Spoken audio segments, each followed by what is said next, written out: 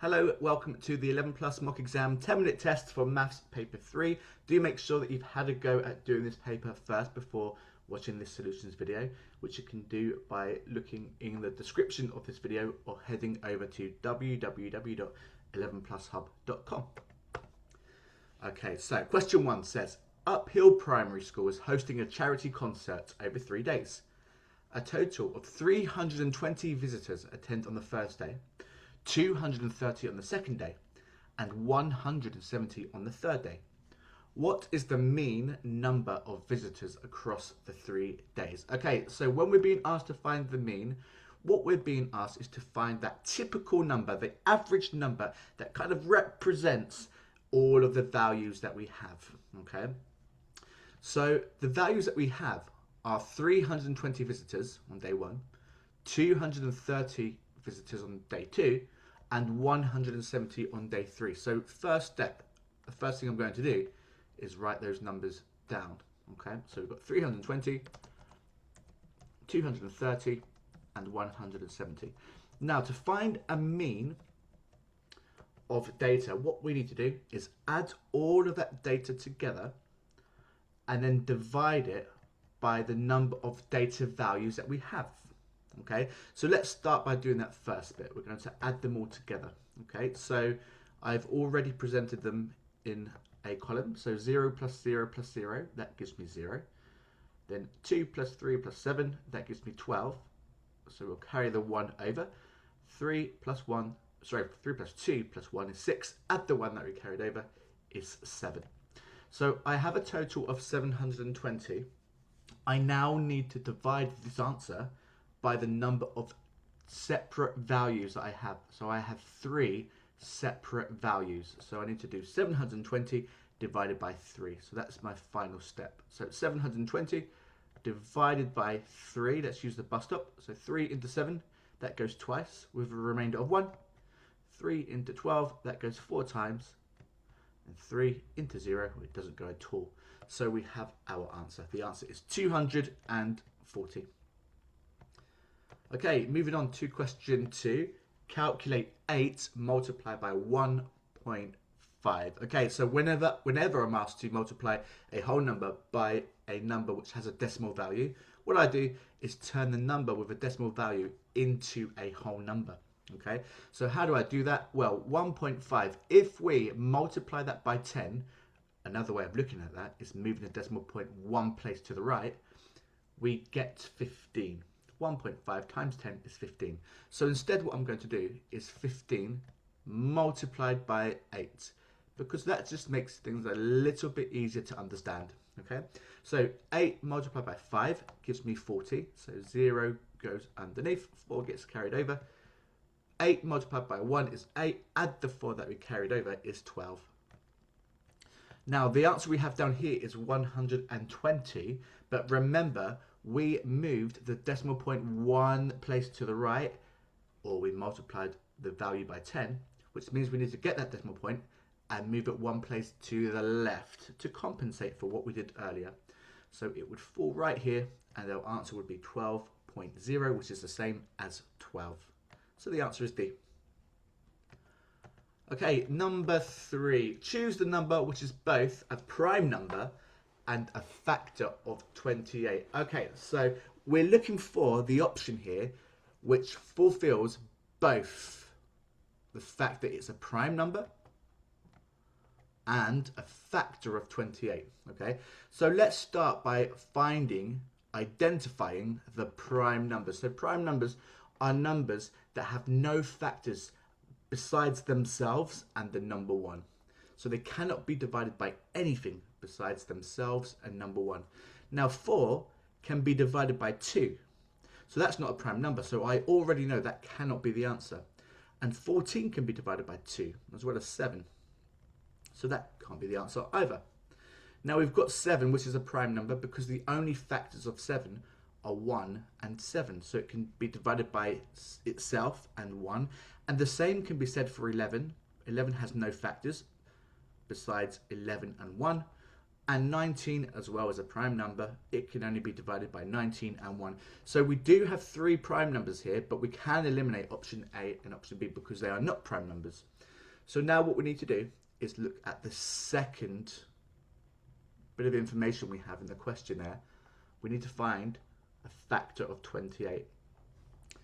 Okay, so how do we find factors of 28? Well, can I divide 28 by any of these numbers and the result gives me a whole number? Okay, well, 28 divided by 7 gives me 4. So 7 must be a factor of 28. So I've already found my answer. Let's just check 11 and 19. 28 divided by 11, we cannot do that without going into decimal values. And the same can be said for 19 too. So those two are not correct. Our answer must be C. C is a prime number and a factor of 28. Okay, number 4, 125 subtract 10 multiplied by 2. Okay, now because we have different operations, we've got subtraction and we've got multiplication, we must make sure that we follow the rules of BIDMAS. Okay, so BIDMAS tells us that we must do the brackets first, then the indices, then any division or multiplication, and then any addition or subtraction. Now, what are we dealing with? We've got multiplication and we've got subtraction. Okay, so take a look at BIDMAS. We can see that multiplication comes above subtraction in our order of operations, which means we must deal with the multiplying first. Okay, so this part of the question I need to answer first. So 10 multiplied by 2, well, that gives me 20. So now the question becomes 125 subtract 20, which is 105. And be very careful with questions like this, because if you were to ignore BIDMAS, if you forget about BIDMAS and do 125 subtract 10, which is 115, and 115 times 2, which is 230, you will see that it is an option. So it's very, very easy to trip up with a question like this. So remember to always follow BIDMAS. Okay, it's very, very important. Okay, question 5. Mr. and Mrs. Smith are purchasing a television with an original price of £440. When I know that a question is quite long and has different values and numbers, I like to do underlining. Okay, so the price of the television is £440. They present a voucher to the cashier that gives them 15% off the price of the television. What is the final price they pay for the television? Okay, so we have Mr. and Mrs. Smith that want to buy a television for £440, and we're told that they are using a 15% voucher. To find 15% of £440, the first thing I'm going to do is find 10%. Because that's much easier than finding 15%. Because to find 10% of any value, we just divide the value by 10. So 440 divided by 10, well, if you don't know how to do that, just put a decimal point at the end and move it one place to the left. That's the best and easiest way to divide by 10. Yeah. So the answer is going to be £44. So 10% of £440 is £44. Now, we're not looking for 10%. We're looking for 15%. But I can quite easily find 5% of £440 because I know what 10% is. 5% must be half. Okay. So half of £44 is £22. You see what I did there? Half of 10% is 5%, which means if I halve £44, it gives me the value of 5%, which is £22. Okay, so now I found 10% and 5%. If I combine those two, I have 15%. Yeah, because 10% plus 5% is 15%, and £44 plus £22 is £66. So £66 is the value of 15%. Now, if we go back to the question, it says they present a voucher to the cashier that gives them 15% off the price of the television. So £66 off the price of the television. So we need to subtract £66 from £440. Okay. Now it's up to you how you do this. You can do it mentally if you're very, very confident. If you are not confident solving questions like that mentally, do make sure you use the column method to subtract, or any method that you feel comfortable with. But please don't do it in your head if you are not certain. Okay, so £440 subtract £66, sorry, in any case, it's going to give us £374. So the answer is E. Okay, moving on to number 6. What is the value of 2 squared plus 3 cubed? All right, so what does this all mean? Okay, so we have, again, we're referring to BIDMAS here, BIDMAS, because we have different operations. We have addition, and these floating numbers, squared and cubed, come under indices. Okay, that means we need to make sure that we solve those first before we do any addition. Okay, so I'm going to solve 2 squared, and then I'm going to solve 3 cubed, and then I'm going to add them together. Okay, so what is 2 squared? Well, 2 squared simply means 2 multiplied by itself. Okay, so 2 multiplied by 2 gives me 4. So let's rewrite the question over here. We've got 4, and we know that we need to add that to the value of 3 cubed. What is 3 cubed? 3 cubed is 3 multiplied by 3 multiplied by 3. So we have 3 lots of 3. So we multiply itself by itself twice. Okay, so 3 times 3 times 3 gives me 27. So the question becomes 4 plus 27, which is 31, which is option E. Okay, moving on to question 7. Which of the following sets of angles could represent the interior angles of a quadrilateral? Okay, so we're not told what type of quadrilateral. We are only told that it is a quadrilateral. So the only information we can work with is the fact that it must have 360 degrees, because every quadrilateral, all of its interior angles always add up to 360 degrees. That means if I go through all of these options, there must only be one option that is equal to 360 degrees. Okay, so for a question like this, we're just going to have to quickly add those values together. Okay, so I always like to start by adding the largest values together. So 150 plus 100 is 250, 250 plus 90 is 340, 340 plus 40 is 380. So I know it's not option A. Then I've got 140 plus 110 is 250, 250 plus 60 is 310, 310 plus 20 is 330. Okay, and here we can already see the numbers are a bit trickier because we don't have rounder numbers. We have 123, for example, to start us off. So this is a bit trickier to add. So be very, very careful with how you add this together. Okay, so 140 degrees plus 123 degrees, that gives me 263 degrees. 263 degrees plus 52 degrees. Well, if you've got all of these numbers in your head and you find it tricky to add them, then please do use the column method, okay? So I know that 140 degrees plus 123 degrees is 263 degrees. I can do that in my head. Now, it might get a bit trickier for you to add 52, so why don't we just quickly write it down, just so we don't take any chances and kind of go wrong when we're adding mentally. So 3 plus 2 is 5, 6 plus 5 is 11, so 1, carry the 1 over, and then 2 plus 1 is 3. So we've got 315. Now 315 add 45 degrees, that does give me 360 degrees. So I can already stop because I know that C adds up to 360 degrees. I know that therefore the other two can't. There can only be one correct answer.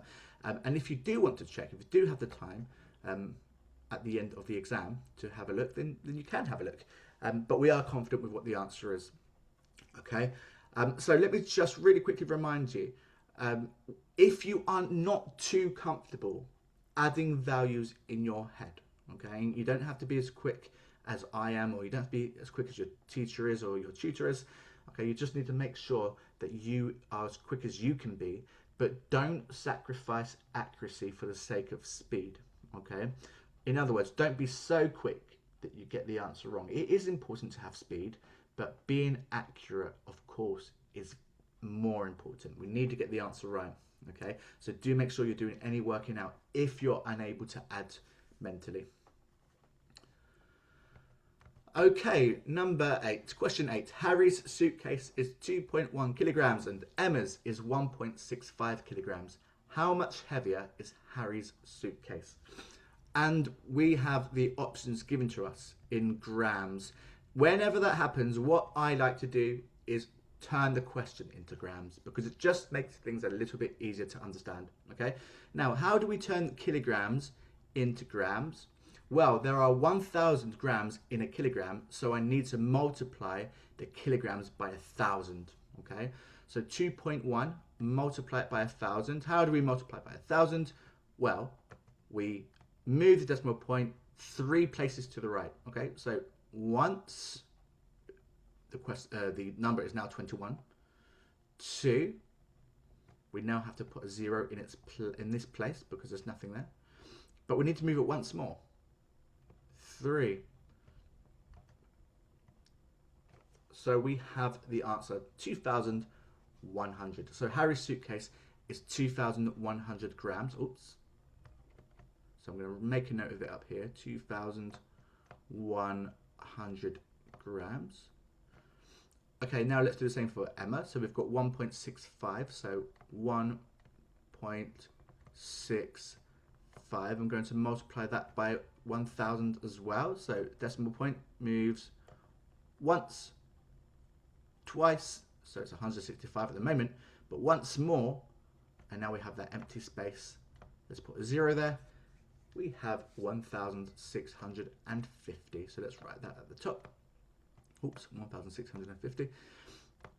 Okay, so now to find how much heavier Harry's suitcase is, it becomes a question of finding the difference. So in other words, 2,100, which is Harry's suitcase, if we subtract 1,650, which is Emma's suitcase, we are going to find the difference, and therefore we're going to find how much heavier Harry's suitcase is than Emma's. Okay, and the answer is going to be 450 grams. Okay, question 9. Divide 544 by 17. Okay, so because we are dividing by a 2-digit number, let's use long division and let's use the bus stop. Okay, so to use the bus stop, we write the number that we're dividing, so 544. Inside the bus stop, or underneath the bus stop, there's our bus stop. And then on the outside, what are we dividing by? We're dividing by 17. Okay, right, so because we're dealing with a 2-digit number, we're going to start off by asking ourselves how many times 17 goes into 54. Okay, because we're dealing with a 2-digit number, we're not going to say how many times does 17 go into 5. The answer is going to be 0. It's kind of a redundant move, a redundant action. So let's go straight into 2 digits, okay? So 17 into 54. Okay, now you don't need to know your 17 times tables. What we do need to be able to do is use repeated addition. So 17 plus 17 plus 17. Now 17 plus 17 plus 17, if we do that very, very, very carefully, we're going to get 51. And that means that 17 times 3 is 51. Okay? So 17 goes into 54 3 times. We can't go any higher than 51. Okay? We need to get to 54. 51 is as close as we can get. Now 17 times 3 is 51. So 51 is then written underneath. And this turns into a subtraction problem. So 4 subtract 1 is 3. 5 subtract 5 is 0. And then final step is we're going to move the 4 down. And this becomes our new value. So 544 has turned into 34. How many times does 17 go into 34? Well, it goes in twice. 17 plus 17 is 34. So 17 times 2 is 34. Our answer is 32. Okay, final question. An entry ticket to a theme park costs £37 per person. A group of 4 can instead purchase a saver ticket for £112. How much money does a group of 4 save by buying the saver ticket? Okay, so we know that if the group of 4 does go ahead and buy the saver ticket, it costs them £112. That's given to us, okay? So what we need to do is compare this price to how much it would cost if they were all to individually pay £37, okay? So if the 4 people each pay £37, how much would it cost them? Well, we need to do 37 multiplied by 4. Let's do it over here. So 37 multiplied by 4. 7. So 4 times 7 is 28. So the 2 gets carried over. 4 times 3 is 12. Add the 2 is 14. So altogether, if they were to pay individually at £37 per person, for 4 people, it would cost £148. But they have the option to buy the saver ticket, which allows a group of 4 entry into the theme park. So what's the difference between these two? What's the savings? Well, we need to do £148, subtract £112, and that gives us £36. So the answer is A.